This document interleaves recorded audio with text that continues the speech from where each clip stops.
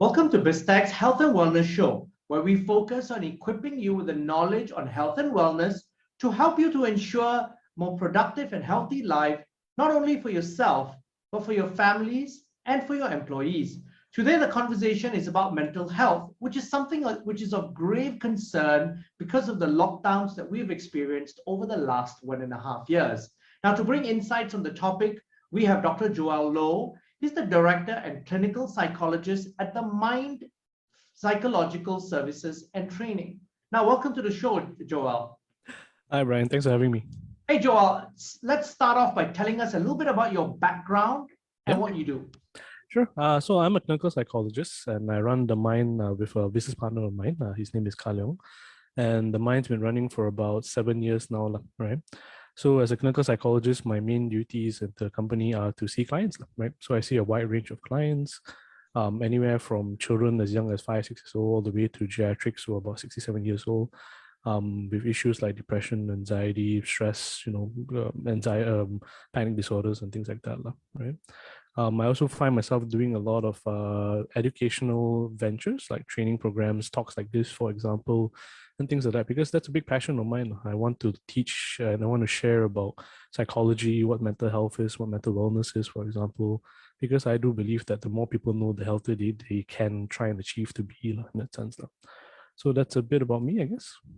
Okay, and before we go on, could you tell us the difference between what a clinical psychologist is and a psychiatrist? Because a lot of people use that interchangeably. Yeah. I'll probably throw in one more into the mix as well, counselors, because I think in Malaysia especially, these are the three major professions that we have when we deal with our mental health in Malaysia.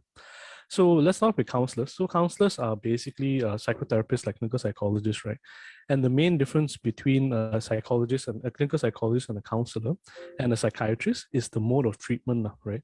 So with counselors and clinical psychologists, we typically focus on talk therapy. So your typical counseling kind of skills, psychotherapy kind of skills. So basically what you see in Hollywood, you lie down on the couch and tell me about what's going on and things like that, right? Yeah. While the psychiatrists, especially here in Malaysia, there's some variations in the States and the UK and Australia, things like that. But in Malaysia in particular, most psychiatrists will be focused more on the medication aspects, right? So, your antidepressants, anti-anxiety medications and things like that. Yeah. So when you look at the two, the divide between the two, so counselors and clinical psychologists work on the psychotherapy, psychological aspects. The psychiatrists will be focusing more on the biological, medical aspect of things, right?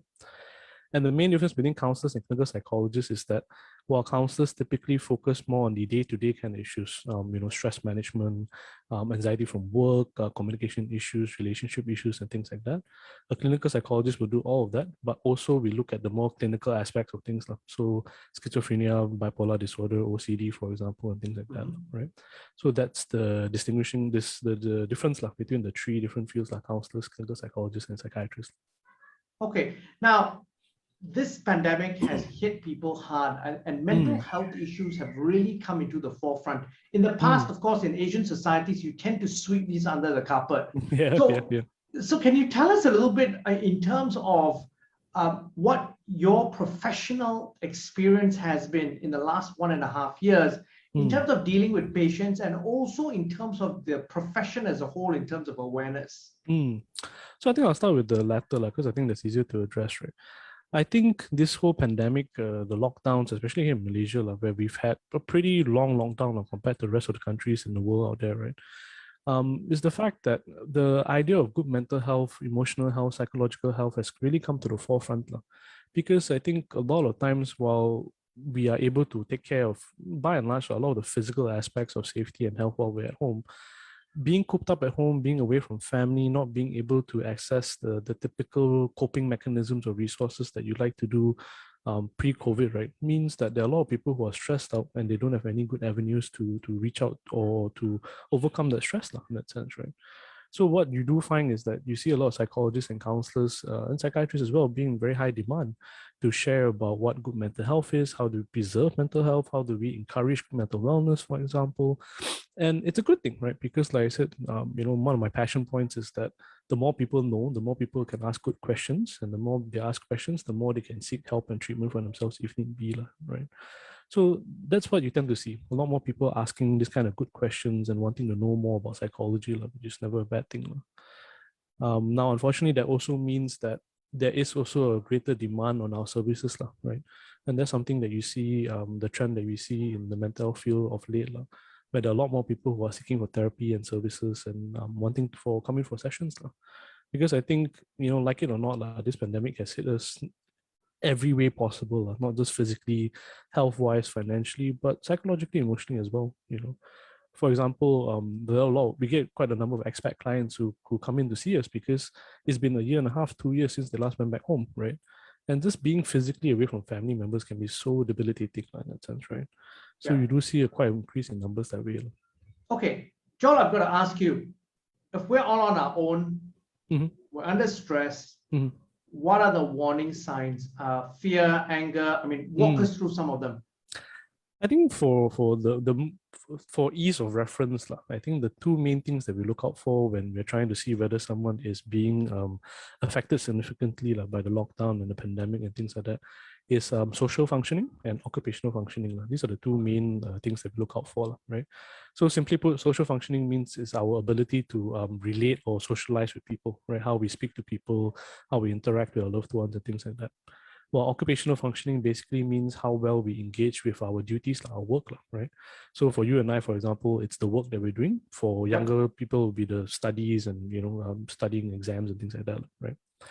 So when we look at these two aspects, social and occupational functioning, what we're trying to see here is whether there's any significant change. I think that's the key phrase here, significant change. Okay. So if you're generally someone who's quite extroverted, very friendly, very warm, jovial person, and suddenly out of nowhere, there's this massive decline where you become very introverted, you become very angry and snappy at people, and you just don't want to be around people anymore. That's usually a cause of concern because there's something affecting you enough that you're not your usual self, right? But Joel, also one of the things is this, the whole situation over the last 18 months, and I can speak for myself as well, the extrovert, the circumstances have basically changed some of my behavioral traits. Nothing to do with stress, but just because of the conditioning that we are in, I've become more of a homebody. I have become a little bit more introverted because I'm absolutely an extrovert. So from a social perspective, I don't think that's a danger sign, but it's more an adaptation and a coping mechanism. For most people, that is the case. But like I said, these are signs. That means it's not a cause and effect, right? We're not saying that if there is significant change, therefore equals something is bad going on. What we're saying is that if there is significant change, there's a good chance that something is going on, right? There's something that's affecting them. So like for you, for example, you have adapted very well, you're resilient like that, you're flexible like that, right? Psychologically agile enough to transition into becoming a homebody and being okay being at home. Fantastic, that's great, right? So what we're talking about is that if the transition happens, the change happens, but this person is suffering, this person is not going through a good time, it's probably a good indication that we want to just check in and make sure that they're doing all right. Same goes for occupational functioning as well. If they are usually a non-starter, they don't really do much work, the KPI assessments also is usually okay, not too bad, not too good. And suddenly you see a spike in productivity, for example, like they do everything non-stop, they become very manic almost, right? They can't stop doing work, answering emails at 4 or 5 o'clock in the morning. Again, that's another good indication that something perhaps might be wrong, right? That they're trying to mask the symptoms by working too hard and things like that as well. But Joel, here's the other end of the equation also. So I can speak again for myself. I've actually become more productive because there's nothing else to do. So you just work. You just end up working a lot. But what I see among people, so in the last 1.5 years, obviously it's a question of being there for people and trying to help them or supporting them because they need help. So stress and anxiety has come about. It manifests itself in change of appetite, energy, desires. They can't concentrate. They can't make decisions. They have difficulty sleeping. They even then it manifests also in I use the word very ignorantly as hypochondriac. So it's basically things like headaches, body pain, stomach problems, even worsening of their health, chronic health conditions, maybe indulging in more tobacco and stuff like that. So how do we then if we are going through these sort of things, Right. how do we cry out for help? For somebody like myself, and I've seen this in friends. Obviously, one of the things that you do is you kind of try to point them in the right direction in terms of getting third party help. Yep. So I think obviously getting help is a good way, but that's not always something that everyone is comfortable doing, of course, not at least not at the start. So I think some really simple things that you can do for yourself to manage your emotional and mental wellness during this time is just to make sure that you have a diversity of things to do, right? So like you said just now, now that there's nothing to do, I'm stuck at home all day long, I might as well get some work done, right? Yeah. And you're able to channel your energies very productively, which is admirable in that sense, right? But a lot of other people out there can't, right? When they are forced to face one task perpetually, right? It drives them a bit stir crazy sometimes, unfortunately, right? So being able to have a diverse amount of things to do at home, right? Different hobbies, for example, different pursuits, learning different skills, for example, and things like that, gives us that plethora of different experiences that will keep our mind engaged. Typically, traditionally, when pre-COVID times, we were able to go out and try things, new foods, new hobbies, mountain climbing, trekking, cycling, and whatnot. It's fantastic, great. But when we are not able to do all that, then we have to try and internalize it at home. What can we do around the house that would give us similar trends of experiences, or not similar experiences, of course not, but similar trends in that sense. So that's one easy thing we can do. And Joel, you've got a very good point there, because it's about adaptation, right? So in my case, because I'm an extrovert, I used to go out a lot, and then suddenly you're cooped up. My personal coping mechanism has been really about making sure that once a day at least, I go out of the apartment and I do some sort of physical activity. So it is actually when we could only do walks around our area, you walk. Okay, and I'm a cyclist, so that not being able to cycle was a source of kind of a source of anxiety, I would say, to that extent. But then now that we're able to do so, I'm also happier. So I'm able to cycle, and I'm able to then channel my energies to get out of the apartment, because I'm in an apartment complex where in the last 2 weeks, every 2 or 3 days, there's some case somewhere. Right. Because there's about 600 units in the 2 towers. So you also don't want to go out. You want to be responsible. Even though I'm fully vaccinated. So taking care of myself, I'm actually trying to be a little bit selfish and not go out at all, but actually doing the right thing. But for my mental health and my sanity, I do need to go out once a day. Yeah. I think you got to try a balance, no matter what it is that you do.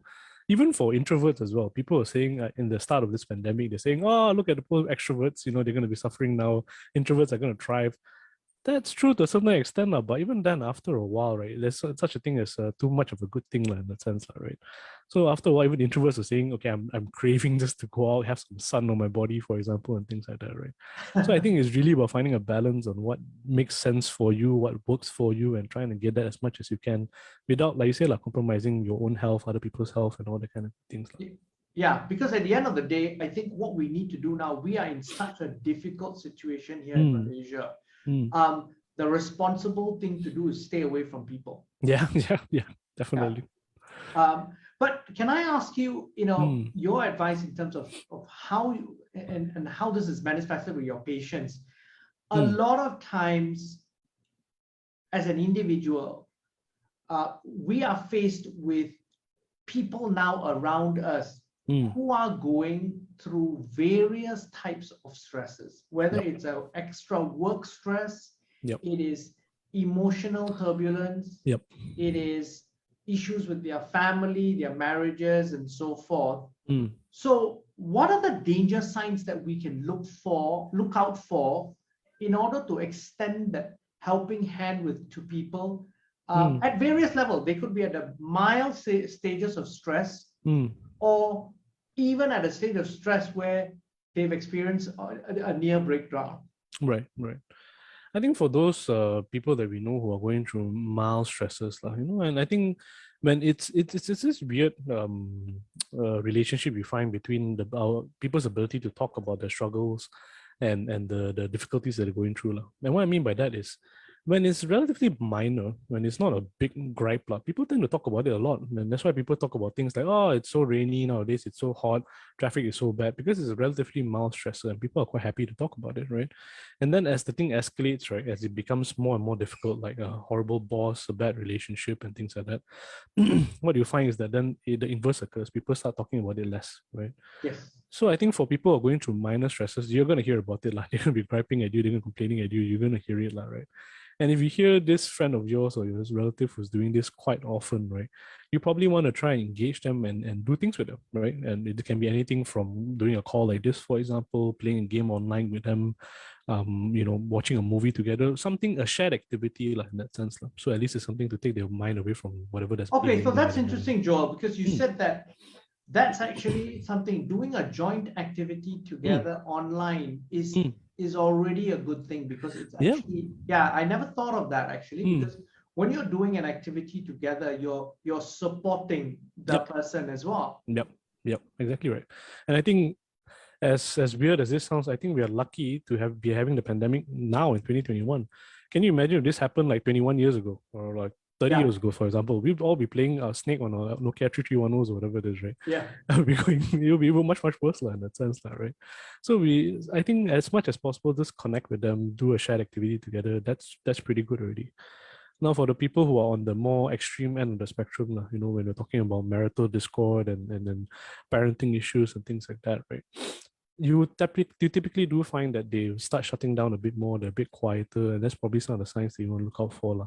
And in those instances, it's not a bad idea just to reach out and say, hey, what's up? How's it going? You want to have a chat? You want to have a meal over Zoom together or whatever it is, right? And just be with that person and see what comes about, right? Sometimes people don't reach out because they're afraid of troubling other people, or they think that, oh, my problem is so minor, it's not worth some other people's attention and things like that, right? So just making yourself available is actually quite comforting, number one, and also it's almost like an invitation to them, right?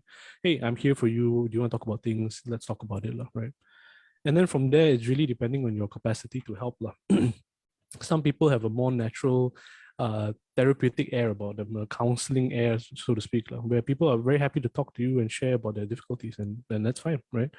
Other people are not. They're a bit more awkward in the kind of situations. So if you are the more awkward kind, what you can do is just to have some resources ready, right? This is a number of a therapist that I know, this is the befrienders number, this is some materials they can read, for example.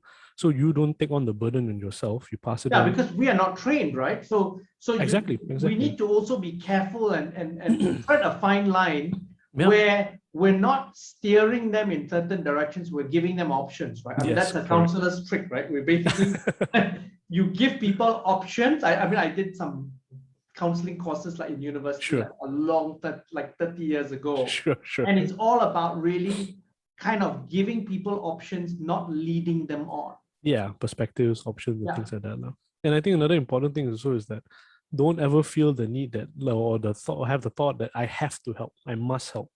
Because I think that puts us in a very perilous situation. If we ourselves are struggling and we try and help someone who's struggling even more than we are, what's going to happen potentially? Like, instead of having one patient, I'm going to have two, right? So if you're struggling yourself and you know your friend's struggling, don't overextend yourself. Don't say, hey, these are some options, go check it out and see. Let's see where we go with this, right? I think that on its own, that would be a big, big help for this person already. Okay. Joel, can we just do a quick recap? And you brought up some really, really interesting points. But could we talk around then as we close this discussion? Sure. How do we help prevent or preserve our mental wellness during these difficult times?